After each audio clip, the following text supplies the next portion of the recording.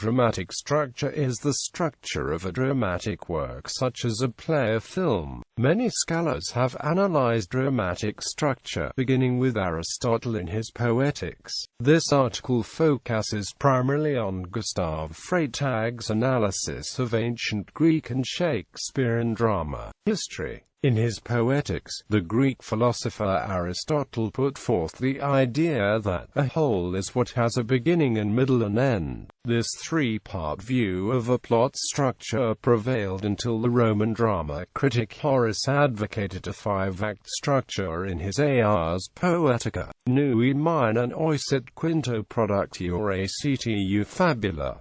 Renaissance dramatists revived the use of the eight-act structure. In 1863, around the time that playwrights like Henrik Ibsen were abandoning the five-act structure and experimenting with three- and four-act plays, the German playwright and novelist Gustav Freytag wrote Die Technik des Dramas, a definitive study of the five-act dramatic structure, in which he laid out what has come to be known as Freytag's pyramid. Under Freytag's pyramid, the plot of a story consists of five parts: exposition, rising action, climax, falling action, and denouement, resolution, revelation, catastrophe. Freytag's analysis.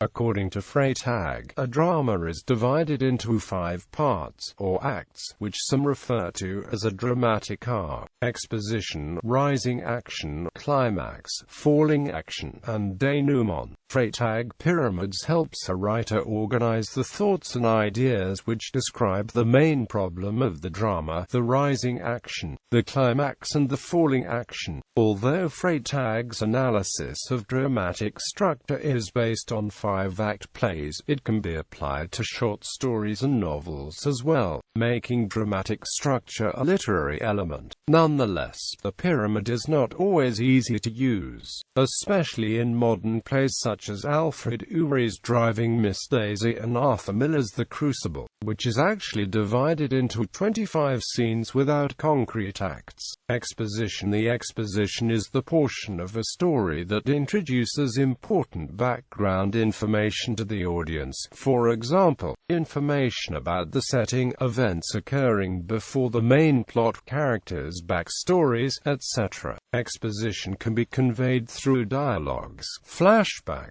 characters' thoughts, background details, in universe media, or the narrator telling a backstory.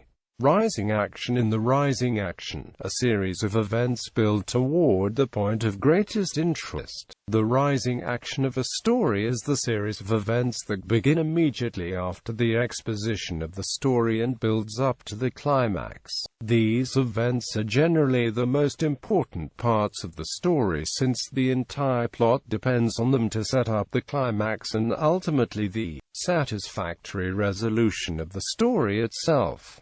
Climax. The climax is the turning point, which changes the protagonist's fate. If the story is a comedy and things were going bad for the protagonist, the plot will begin to unfold in his or her favor, often requiring the protagonist to draw on hidden inner strengths. If the story is a tragedy, the opposite state of affairs will ensue, with things going from good to bad for the protagonist, often revealing the protagonist's hidden weaknesses.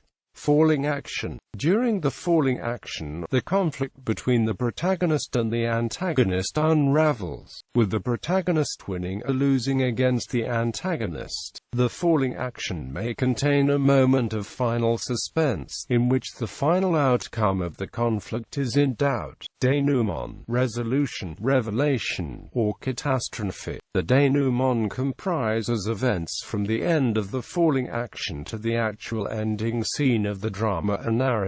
Conflicts are resolved, creating normality for the characters and a sense of catharsis, or release of tension and anxiety, for the reader. Etymologically, the French word denouement is derived from the Old French word desnuit, to entire, from not use, Latin for not. Quote, It is the unraveling or untying of the complexities of a plot. The comedy ends with a denouement, in which the protagonist is better off than at the story's outset. The tragedy ends with a catastrophe, in which the protagonist is worse off than at the beginning of the narrative. Exemplary of a comic denouement is the final scene of Shakespeare's comedy As You Like It, in which couples marry, and evildoer repents. Two disguised characters are revealed for all to see, and a ruler is restored to power. In Shakespeare's tragedies, the denouement is usually the death of one or more characters. Criticism. Freytag's analysis was intended to apply to ancient Greek and Shakespearean drama, not modern. Contemporary dramas increasingly use the fall to increase the relative height of the climax and dramatic impact. The protagonist reaches up but falls and succumbs to doubts, fears, and limitations. The negative climax occurs when the protagonist has an epiphany and encounters the greatest fear possible or loses something important,